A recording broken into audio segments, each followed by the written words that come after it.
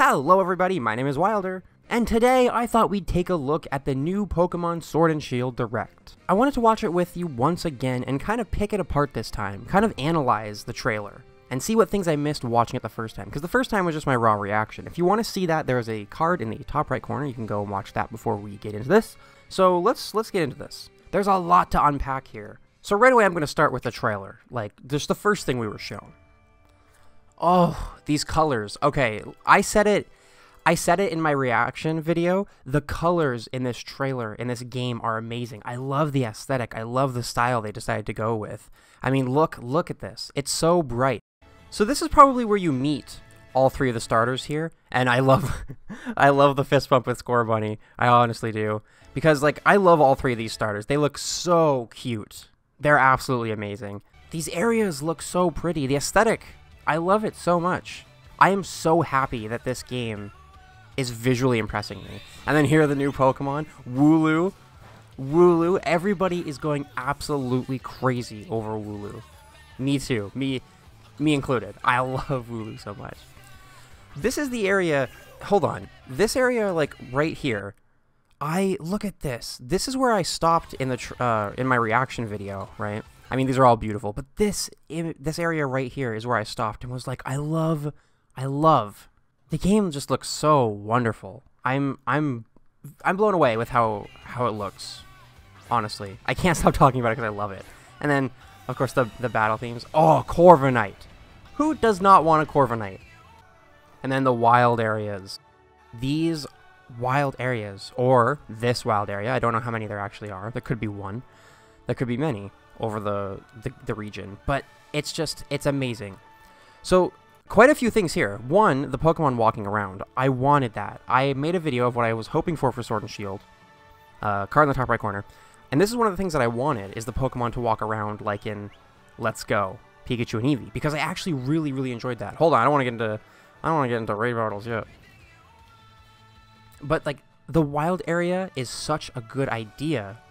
Also because of the free-roaming camera that we get. Just the free-moving camera is amazing. It's something that I wanted, but I didn't put in my video of what I'm hoping for because I honestly didn't think we'd get it. Also the bikes are back. And the berries falling out of the trees. That is so cool. And then here we have multiplayer. Multiplayer raid battles, which is crazy cool. Obviously taking a lot of inspiration from Pokemon Go, like they did for Let's Go, but implementing it into a main series friendly way. These raid battles are going to be so cool. And then of course there's the talk of Dynamaxing, which is this generation's Mega Evolution, Z moves. You know, it's really cool. Dynamaxing is a really cool idea. It's a little silly, I'll admit, but it's also just as awesome, if not more so. And it looks like fun. And then the gyms. The gyms being huge arenas to give you room to Dynamax your Pokemon. I mean, that's amazing. I love it. Also, can we talk about how more alive this world feels? Like, not only the characters just, having better animations and as the hardware evolves, so does the game and the graphics. But just the slight, hold on there, Leon. Just I don't know. There's something about all these people in the stadium here. Like there's just something about it. Like all these people being in the stadium, they look a little lifeless. I'm not gonna lie, but just the fact that they're there and they're actually watching the gym battles, and there's actually a Rotom camera that I didn't notice the first time that I watched this, but the camera that sweeps around when you're in the gym as you're walking in, right here, see? It's like a Rotom drone. Look at that. They're like drones because the gym battles are on TV, which they should be because they're amazing. And, who wouldn't want to? In older Pokemon games, there have been bleachers and stadiums, and you can, sit and watch the trainer go through the gym battles. Those have been in previous games, but this is like an event, right? And I think it really adds to the Pokemon universe, and it makes it feel a lot more alive. I love the gyms. already. Like, I love it. And then, of course, once again, them being huge so that you can Dynamax them in the stadium is just, it's wonderful. And our starters. I gotta say, I love all three of these starters. I did like all three of them in Sun and Moon as well, but it's been a while since I've actually been excited to pick all three of them on different playthroughs. Like, you know, I love these starters. A lot of people are kind of meh about them. I think they're great. They're amazing. And so here we have the new Pokemon they showed off, starting with Wooloo, who the internet has gone absolutely crazy over. I love Wooloo. I'm going to use one for as long as I can until I want to take it out. It's a normal type, pure normal type, and I hope it evolves into something fluffier, honestly. Gossifleur I'm not too excited about. I don't know. Nothing really amazing there, design-wise, for me. And not a type that I'm used to using. Dreadnought is a Pokemon that I could see using if it has really good evolutions. This Pokemon is Water and Rock, which is super cool. It's a really cool type. I mean, you get that super weakness to Grass, but I love its design, and I want to see what it evolves into. I really do. Corviknight, our Uber driver. If you haven't seen that joke, it's everywhere. Corviknight is very, very, very cool. I'm definitely going to use Corviknight in my first playthrough. Oh, I'm so excited. I'm actually pretty upset they only showed Gossifleur's evolution, but what I'm very happy about is they only showed us like 5 Pokemon from this generation, excluding the starters. Because I know that a lot of people have been wanting them to not show a whole bunch of Pokemon from this generation, just so we can kind of get into it and have it be a surprise. Because for Sun and Moon, they showed everything. But I'm really glad that they didn't show a bunch of Pokemon here. My one main hope for this game is that the Pokedex is like full of interesting Pokemon for the Galar region. Sun and Moon, I had a really hard time finding, you know, a Alolan Pokemon that I wanted to use. I used a lot of old Pokemon from old games. I didn't find that Pokedex interesting at all. And then the wild area. The free roaming camera already makes this crazy amazing to me. Like, this feels like Breath of the Wild Pokemon, you know what I mean? Again, like I said earlier, I wanted the free camera. I really, really did.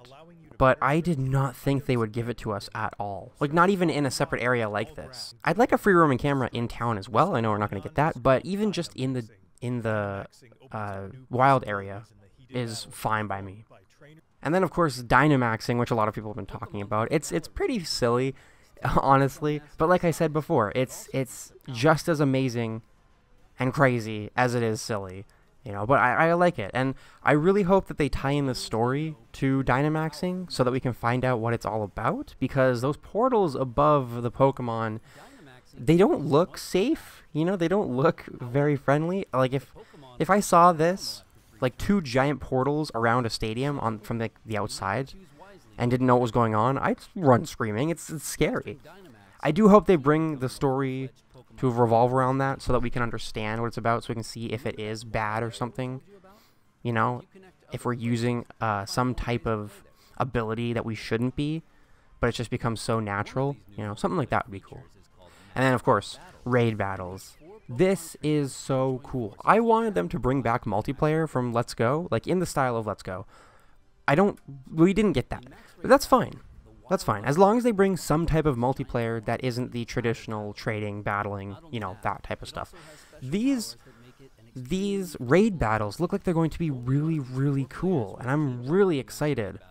I'm really excited to get into them with a bunch of people. Next up, we have Leon. This guy looks cool. He looks cool. I love his design so much. He seems like he acts cool. He has a Charizard, you know. He's undefeated in the Galar region.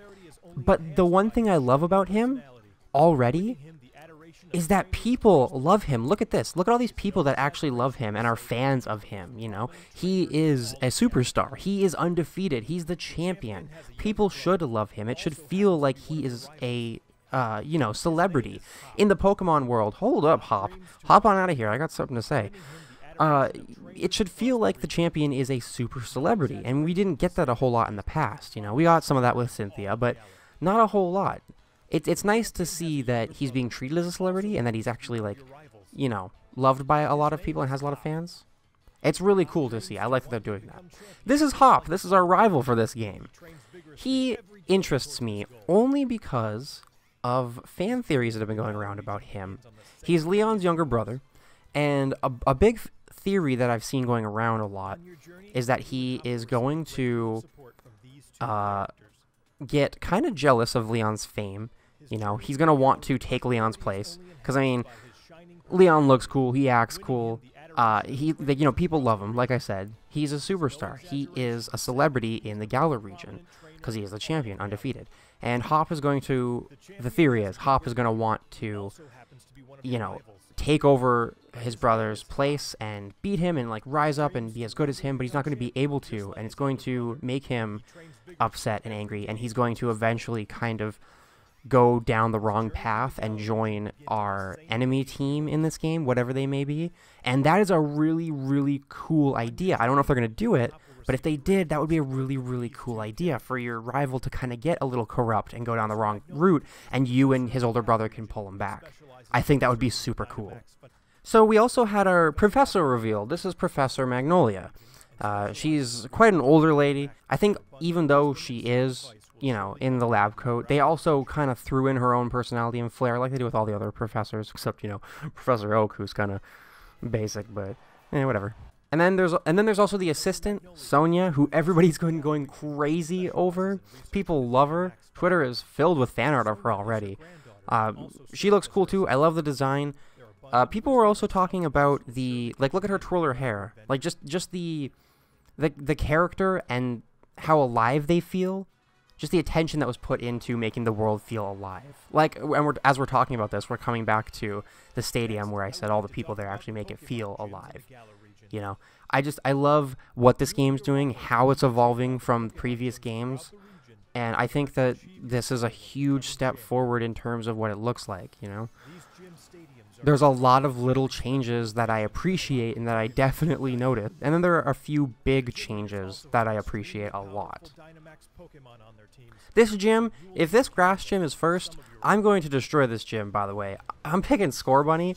We're going to destroy this gym. Easy. So here's the first gym leader we've seen. This is Milo. I love his design. He looks really cool. You know, he looks happy. He makes me excited to see the rest of the gym leaders because on his legs there are a bunch of Pokeballs that are attached to this, like, belt that he has on. And I think, again, adding to how alive this world feels, of course gym leaders would have that, right? Look, 3 here, 3 here. And they're on this mechanism that spin. Do you see how they're like, it's like a fidget spinner. He's wearing fidget spinners. They're on a mechanism that spins, so he can easily grab them in the middle of battle. And it's so cool. The little details that they're doing, and they can do now that we're up to the Switch. We're on, like, a home console now, right? It's really, really cool. They can show us a bunch of stuff that they haven't before, just about the universe. It's little things like this, like these fidget spinners, that really gets me interested in the world of Pokemon more than the Pokemon. You know, I love Pokemon. I love them. I know what they are. I know what they're about. But I want to know how we coexist with them and live with them in their world. And this is one of the things, like, this design makes me very, very excited to see more gym leaders. Notice the glove on the right hand, probably his throwing hand. You know, what he uses to throw the Pokeballs with. It's just really cool. I love the attention to detail. It's probably so he doesn't lose his grip on the Pokeballs and they slip. It's just stuff like that that I really appreciate. But yeah, those are totally fidget spinners. And then here was their one more video that was the Legendaries. You know, there's been a lot of talk about these puppies. Everyone's calling them puppies. Shield Puppy and Sword Puppy. I gotta say, I love their design. I think they're super cool. There's one that's literally a shield and one that's holding a sword. You know, they're Shield Puppy and Sword Puppy. People have been drawing a lot of fan art of these guys too, and I really, really enjoy it. I think their colors are amazing. You know, their colors are beautiful. The color scheme, it's great. I love what they look like. I'm super excited to learn more about both of them. So one of the big complaints about Zacian was that it's literally just a wolf holding a sword. That was a big complaint, that it's not very creative. They could have implemented the sword into his design a little more. Because if you look at Zamazenta, right, Zamazenta is literally a shield, or that's what it looks like. Zamazenta is a shield, and when it comes to Zacian, he's just holding a sword. That was one of the biggest complaints, and it's actually what surprised me the most was it's what made a lot of people want to pick up shield instead of sword for Zamazenta, because a lot of people saw sword and shield, a lot of them wanted to go for sword, but this definitely made people want to choose shield instead, which interested me a lot, because, I mean, Zacian looks cool. I love the sword. I'm going to be picking up Pokemon Sword personally, but out of these two legendaries, I do prefer Zamazenta's design. I think this design is really cool, and it does a really good job at incorporating the shield into the design, more so than Zamazenta. You know, I'm interested to learn more about them, definitely, but that was one of the things that had come up on social media a lot. And then the release date, November 15th, 2019. I knew it was going to be at the end of 2019, around that time, because it's usually when Pokemon releases. I don't know if that's true or if I'm just remembering something wrong, but I expected it to be in November. I actually said sometime in November. It's right in the middle, you know. If it wasn't going to be any, like, after the summer and the fall, it was definitely winter.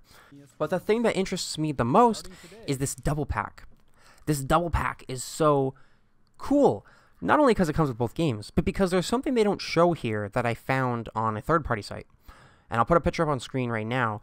With this double pack, you get both games, but you also get the Steelbook case, which I love. I love these things. It's going to be my first Steelbook for the Switch, because I'm one of the people who buy physical copies of games so I can collect the cases and put them on my shelf. This is going to be my first Steel case for the Switch, and I'm super excited about it. Definitely going to pick up this double pack, and I'm super excited for the case to come with it, because it's amazing. But yeah, that's about it. Quite a lot to unpack here. If you watch this Direct quite a few times, there's things that you'll notice that you didn't notice last time, like what I just did now. I've watched the trailer and the Direct multiple times. They're both very good. They're both really entertaining, and, you know, with the hype going around, I had to keep watching it. I watched it again and again. I watched people react to it. It's great. And as you watch, you learn more stuff. You see more stuff you didn't before. If there's something that I missed that I didn't point out, or, you know, stuff like that, definitely put down in the comments below. Let me know what you think. Let me know what you think about what I said, what I saw, about world building, stuff like that. Let me know down in the comments below. In the description, there are links to my Twitch, my Twitter, and my Discord. Go check them out if you're interested. Thank you all so much for watching, and as always, I will see you in the next one.